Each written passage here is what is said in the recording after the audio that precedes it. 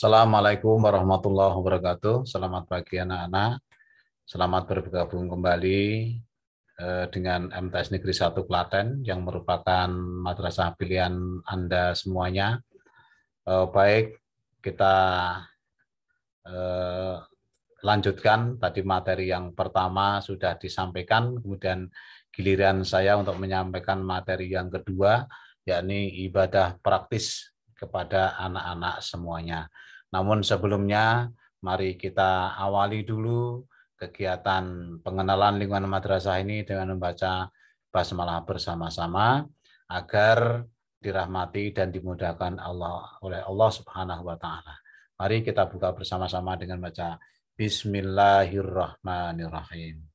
Anak-anakku yang berbahagia, alhamdulillah pada pagi hari ini mari kita kembali setelah kita libur panjang, maka pelajaran kita banyak yang mungkin sudah agak lupa-lupa ingat, namun perlu kita ulangi lagi di ibadah praktis ini, karena ibadah praktis itu ibadah yang menyangkut amalan amaliyah kita sehari-hari, amalan ibadah yang kita lakukan sehari-hari.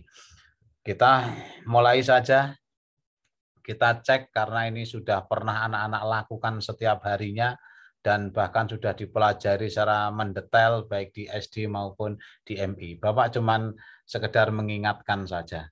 Ya, sekedar ngecek saja. Nanti kita cocokkan. Kemudian nanti kita pelajari lebih dalam lagi ketika nanti sudah masuk di pembelajaran ilmu fikih. Nah, baiklah anak-anak. Kita mulai ibadah praktis yang pertama adalah seputar toharoh. Kita ambil yang setiap saat kita lakukan adalah berwudu. Berwudu itu adalah kegiatan membersihkan diri, ya, membersihkan diri untuk menghilangkan hadas kecil dengan menggunakan air yang bersih pada anggota wudhu sebelum anak-anak menjalankan sholat. Ini. Adapun tata caranya, ini langsung saja. Nanti kalau masalah hukumnya, masalah apa yang digunakan, air apa saja yang boleh nanti kita di pelajaran. Ya. Oke, yang pertama kita berniat dengan membaca Bismillahirrahmanirrahim. Kemudian membasuh kedua telapak tangan 3 kali, telapak tangan yang sini 3 kali. Kemudian menghisap air.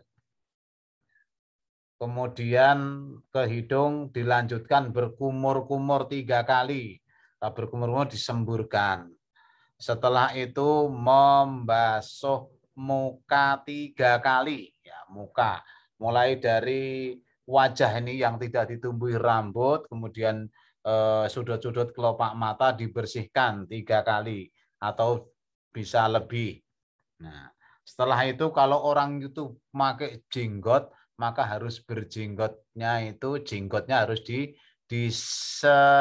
apa istilahnya itu di sela-selai atau dibasahi dengan air jika berjenggot atau berkumis. Kalau tidak ya nggak usah. Kemudian membasuh kedua tangan ini. Kedua tangan ini sampai dengan siku-siku, sampai sikut. Kalau tidak sampai sikut itu tidak sah. Tapi melebihi sikut boleh. Tetapi sikut dari ujung jari sampai sikut harus terbasahi dengan air semuanya. Ya, kanan dulu, kemudian baru yang kiri. Nah, setelah selesai membasuh kedua tangan, mengusap kepala. Ya, mengusap kepala 1 kali, mulai dari tumbuhnya rambut, kemudian sampai ke tengkuk, kemudian masuk ke telinga 1 kali.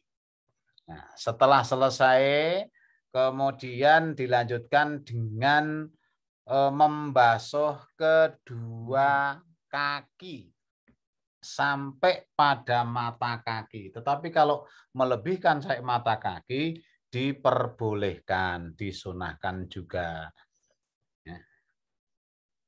sebagaimana dituntunkan di dalam Quran surat Al-Maidah ayat 6. Bismillahirrahmanirrahim. Ya ayyuhalladzina amanu idza kuntum ila sholati faghsilu wujuhakum ya wa aydiyakum ilal marafiq wamsahu birusikum wa arjulakum ilal ka'bain.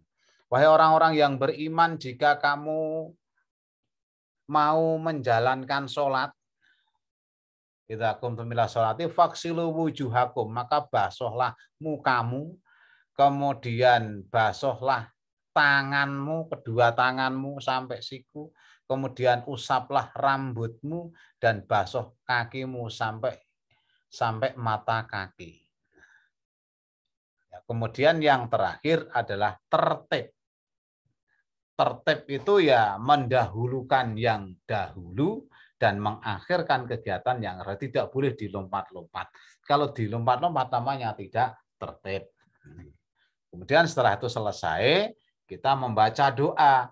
Bismillahirrahmanirrahim. Asyhadu alla ilaha illallah wahdahu la syarikalah wa asyhadu anna Muhammadan abduhu wa rasuluh. Satu kali saja. Saya ulangi lagi, doa setelah wudhu atau doa sesudah wudhu. Asyhadu alla ilaha illallah wahdahu la syarikalah wa asyhadu anna Muhammadan abduhu wa rasuluh. Nah, ini sudah selesai satu materi tentang wudhu. Kemudian lanjut, jika tidak bisa menggunakan air untuk wudhu karena apa? Karena tidak ada kering air, krisis air atau sakit, maka boleh menggunakan tayamum. Ya, tayamum dengan debu, ya. Ini sebagai pengganti daripada wudhu. Ini kita usah praktek saja ya untuk tayamum. Nah, tayamum ini misalkan anak-anak dalam kendaraan, mau sudah satunya sholat, tapi kok tidak mendapati air, maka bolehlah dengan menggunakan debu yang bisa menempel di jok kendaraan atau menempel di kaca atau menempel di tanah dan sebagainya, bisa digunakan untuk bertayamum. Adapun tata caranya, yang pertama dengan niat Bismillahirrahmanirrahim, kemudian meletakkan kedua telapak tangan ke tanah yang mengandung debu, kemudian diangkat, kemudian ditiup begitu. Setelah itu Bismillahirrahmanirrahim diusapkan ke muka, kemudian sisanya diusapkan ke pergelangan tangan sampai jari bergantian. Ada yang diusapkan sampai dengan siku-siku, ada yang diusapkan cukup dengan pergelangan. Selesai bertayamum. Jika sakit di rumah sakit, dokter tidak mengizinkan tidak boleh kena air, maka boleh diganti dengan tayamum. Caranya, letakkan kedua telapak tangan di atas tanah atau tempat yang berdebu, kemudian diangkat, kemudian ditiup, sapukan ke muka, kemudian sisanya usapkan ke pergelangan tangan sampai ke jari kanan maupun yang kiri, atau siku sampai pergelangan kanan dan kiri, sudah selesai. Nah, ini manakala anak-anak tidak bisa menggunakan air, ya mungkin dalam keadaan tidak krisis air atau sakit atau luka parah atau khawatir nanti kalau menggunakan air malah bertambah sakit, maka Islam mengajarkan memberikan kelonggaran dengan rukhsah bertayamum. Saya kira itu nggih anak-anak. Kemudian untuk sholat fardu, wudhu dan tayamum, dua hal ini digunakan untuk menjalankan sholat wajib atau sholat fardu. Ini Karena apa? Salah satu syarat sholat fardu adalah harus suci dari hadas maupun najis. Hendaklah pakaiannya dan tempatnya bersih dari najis dan hadas atau kotoran. Kemudian menutup aurat. Kemudian hendaknya menghadap kiblat. Kemudian telah masuk waktu sholat. Nah, ini syarat-syarat sahnya menjalankan ibadah sholat. Kemudian tentang tata caranya, bacaannya, gerakannya kan kita tidak memungkinkan, tapi saya yakin anak-anak ketika belajar di SD sudah pernah belajar tentang sholat, bahkan sudah diuji praktekkan. Ini tinggal nanti kalau di pelajaran fikih Bapak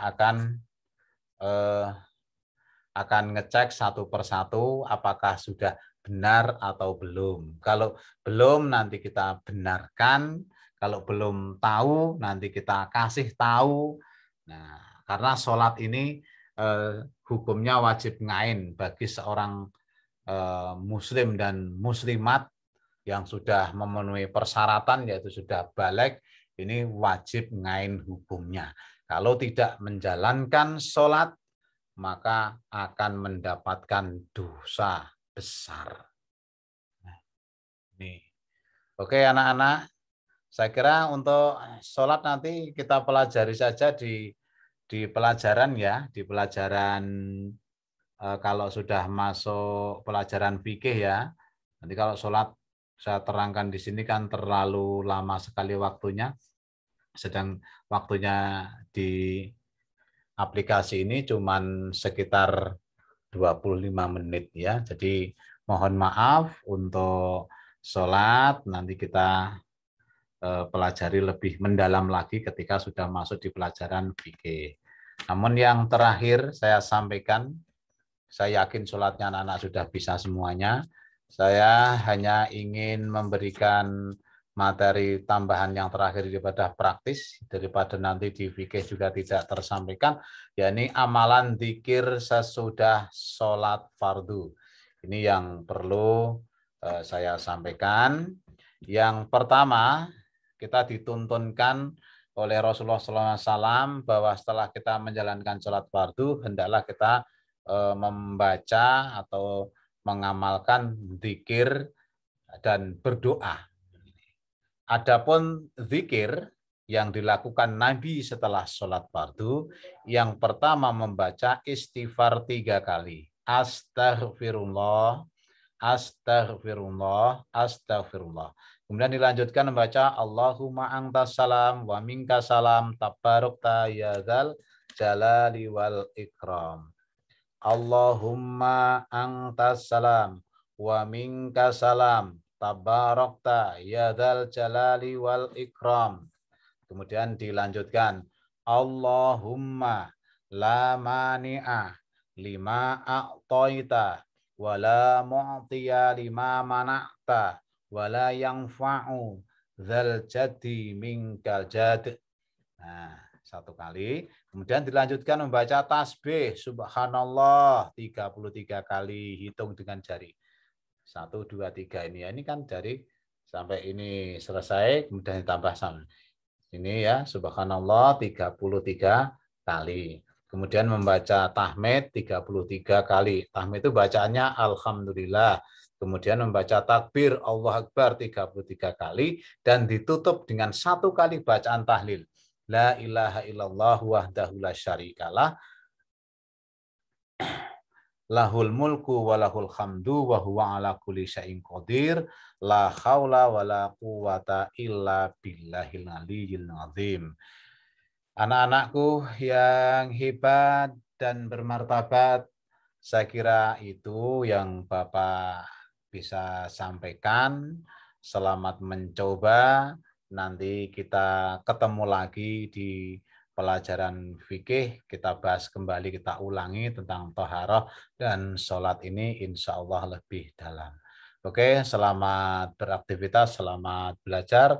Tetap menjaga protokol kesehatan ya, tetap menjaga mencuci tangan pakai sabun, kemudian memakai masker kalau bepergian, dan menjauhi sementara waktu kerumunan agar pandemi COVID segera berakhir dan kita bisa belajar tatap muka di Madrasah Negeri 1 Klaten yang tercinta. Akhirnya mari kita akhiri dengan membaca hamdalah. Alhamdulillahirabbil alamin. Assalamualaikum warahmatullahi wabarakatuh.